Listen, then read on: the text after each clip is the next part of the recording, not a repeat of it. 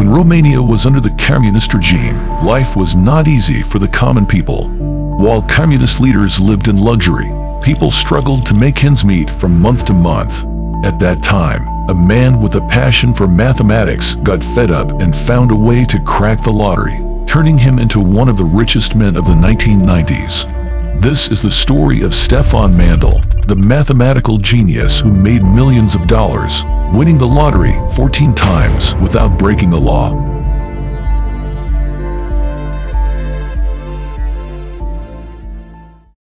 With a passion for mathematics and plenty of financial shortages under communism, the hero of our story tried his luck at the lottery after studying papers on probability written by the famous Leonardo Fibonacci in the 13th century. After years of research and many calculations, Mandel wrote an algorithm he called combinatorial condensation. The algorithm was made to guess 5 out of 6 winning numbers. But when he first tried it, Mandel was in for a huge surprise. Stefan Mandel's first win was in 1964, and he won the top prize of about $13,000. The amount at that time represented a fortune.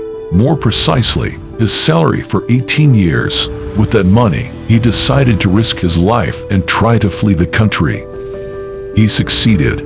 Here's what he said in an interview with Night and Day magazine in 1992. That first win of mine was more due to luck. However, the money I won gave me the opportunity to flee the country. I won't tell you how I escaped, even now after all these years. Mandel went to Australia where he wanted to turn his algorithm into a business, but realized that the rules there made his mathematical formula inefficient. So he chose an easier path.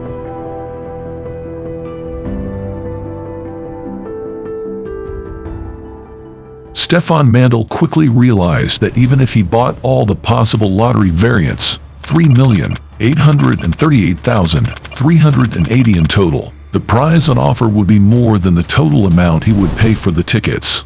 But he had a problem.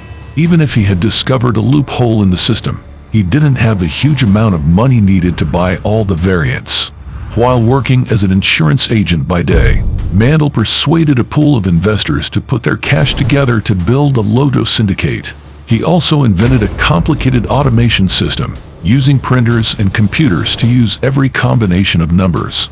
The group won 12 lotteries and won hundreds of thousands of smaller prizes across Australia and the UK. Mandel actually approached lottery offices and told them he had every intention of buying each ticket option, and there were no laws in place to prevent him from doing so.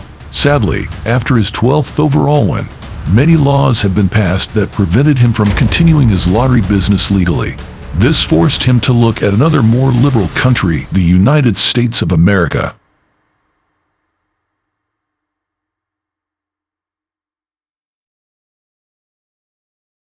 However, after splitting his winnings, he didn't manage to keep too much money, because the value of his winnings wasn't so high that it would have allowed him to stop working all his life. It wasn't until he moved to the United States that he hit his stride. Stefan Mandel eventually set his sights on the Virginia lottery, as its numbers only ranged between 1 and 44, which meant the total number of possible combinations was millions lower than in other games. He created his own company, Pacific Financial Resources, and under it also developed a trust called the International Lotto Fund. He persuaded thousands of investors to pour cash into the fund, raising millions in the process.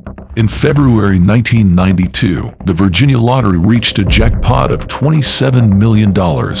Mandel's syndicate won the prize, plus $900,000 in secondary prizes. But while the method was not illegal, it still raised suspicions, resulting in a years-long legal battle. During that time, the mathematician was investigated by international agencies including the CIA, FBI, and the Australian Securities and Investments Commission. He was eventually let off the hook. But while Mandel managed to pocket millions from the win, his investors only received $1,400 of their $4,000 investment, far less than promised. Stefan Mandel filed for bankruptcy in 1995 and in the present leads a quiet life in Vanuatu.